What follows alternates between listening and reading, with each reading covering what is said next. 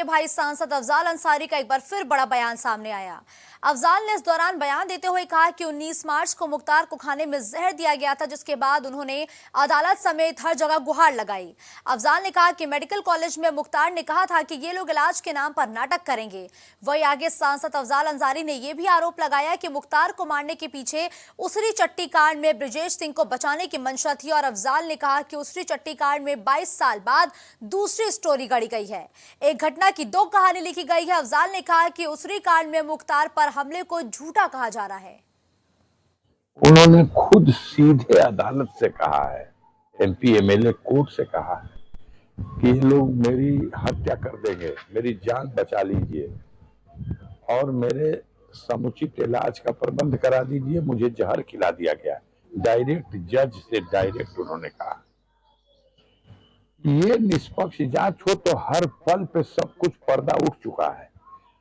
अभी हम देख रहे थे फोरेंसिक एक्सपर्ट बीएचयू का, उसका बयान आ रहा था। इन लोगों ने कहा कि उसको कार्डियक अरेस्ट हुआ है, हार्ट फेल कर गया है, उनका हार्ट पीला हो गया है।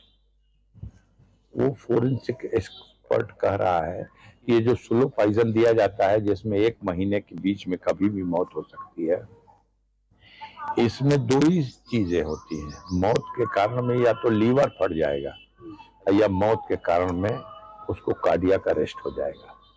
और जहर से मरने वाले जो होंगे, जिनका कार्डियक अरेस्ट होगा, उसका हार्ट पीला हो जाएगा। तो मुख्तार का तो हार्ट भी पीला हो गया।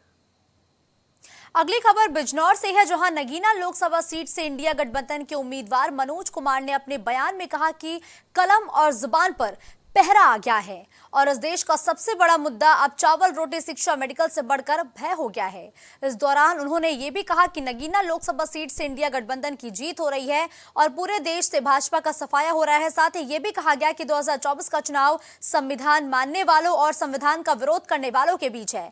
जो लोग संविधान को नहीं मान रहे हैं, इसका मतलब वो बीजेपी को सपोर्ट कर रहे हैं। मीडिया को एक समारोह के दौरान कहा कि जेलों का निर्माण कम करिए, कानून को फ्लेक्सिबल करिए। बहुत मजलूम ऐसे हैं, बहुत अशिक्षित ऐसे हैं, बहुत गरीब ऐसे हैं जो जेलों में अकारण फंसे हुए हैं, उनको अपने हक अधिकार के बाबत ज्ञान नहीं है। इस तरह की व्यवस्था हमारे मुल्क में बनाई जा रही है कि गरीबी की खाई और अमीरी की खाई और बढ़ाई जा रही है। जनता की अदालत में इंडिया गठबंधन पूरे देश में, पूरे मुल्क में नंबर 1 पे जा रहा है और इंडिया गठबंधन कोई राजनीतिक दल नहीं है।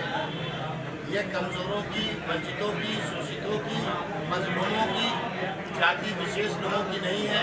मुसलमानों की, माइनॉरिटीज़ की, माइक्रो माइनॉरिटीज़ की रक्षा के करने वाला यह गठबंधन